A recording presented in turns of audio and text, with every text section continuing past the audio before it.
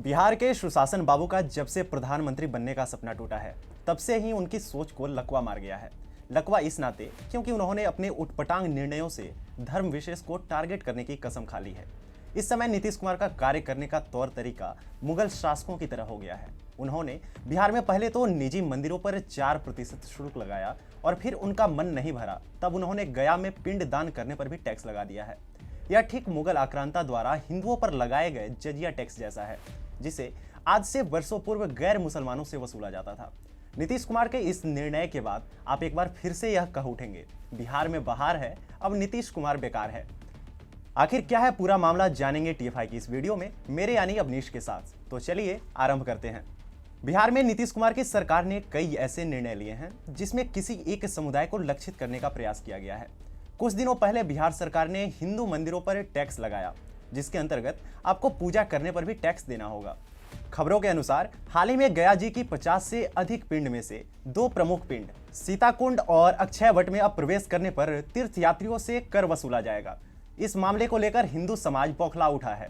इसके पीछे हिंदू समाज तथा विष्णुपद प्रबंधकारिणी समिति का तर्क है कि पिंडदान से जुड़ी शहर में 50 वेदियां हैं, जो उन सभी वेदियों पर यदि शुल्क लगाना शुरू हुआ तो तीर्थयात्रियों की नजर में गया जी वसूली का एक केंद्र बन जाएगा। वहीं नगर निगम के मेयर वीरेंद्र कुमार का कहना है, अक्षयवट और सीताकुंड मंदिर के क्षेत्र के रखरखाव और मेंटेनेंस को ध्यान में रखते हुए प्रति पिंडानी 5 या 10 रुपये का शुल्क निर्धारित किया गया है।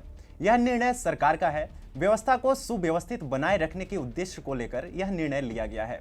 हालांकि इस विषय पर हिंदुओं का कहना है कि देश के किसी भी धार्मिक स्थल पर ऐसा नहीं होता। आपको बता दें कि टीएफआई के एक लेख के अनुसार नीतीश कुमार के सुशासन में यदि बिहार में आपकी भूमि पर कोई मंदिर है जहां लोग जाते हैं, तो स्वागत है आपका ऐसे बिहार में जहां आपको अब मंदिर पर 4% टैक्स देना होगा। यह सब मध्यकाल की बात नहीं है, यह 21वीं सदी में हो रहा है और उस देश में हो रहा है जहां कहने को तो 80% हिंदू हैं, लेकिन सुनने को 5% भी नहीं है। बिहार राज्य धार्मिक न्यास बोर्ड ने निजी प्रकृति के मंदिरों के पंजीकरण के लिए एक विशेष अभियान चलाने और कुल आय पर 4% का कर लगाने का निर्णय लिया है। वहीं इस नए कानून के तहत बिहार में सभी मंदिरों को अपना पंजीकरण कराना होगा और टैक्स भी भरना होगा। बिहार राज्य धार्मिक न्यास बोर्ड द्वारा लिए गए इस फैसले पर दक्षिणपंथी कार्यकर्ताओं और श्रद्धालुओं ने तीखी प्रतिक्रिया दी है। यदि कोई मंदिर किसी घर की 4 दीवारी के भीतर है और परिवार के सदस्य वहां पूजा अर्चना करते हैं तो उसे निजी मंदिर माना जाएगा। हालांकि अगर कोई मंदिर किसी घर या घर की 4 दीवारी के बाहर है या किसी की अपनी भूमि पर स्थित है और वहां एक से अधिक परिवार पूजा करते हैं और प्रसाद चढ़ाते हैं तो इसे सार्वजनिक मंदिर माना जाएगा और उसे भी टैक्स देना होगा। ऐसे में नीतीश कुमार वर्षों पूर्व भारत आए मुगलों की शासन व्यवस्था का पुनः उद्वरण कर रहे हैं।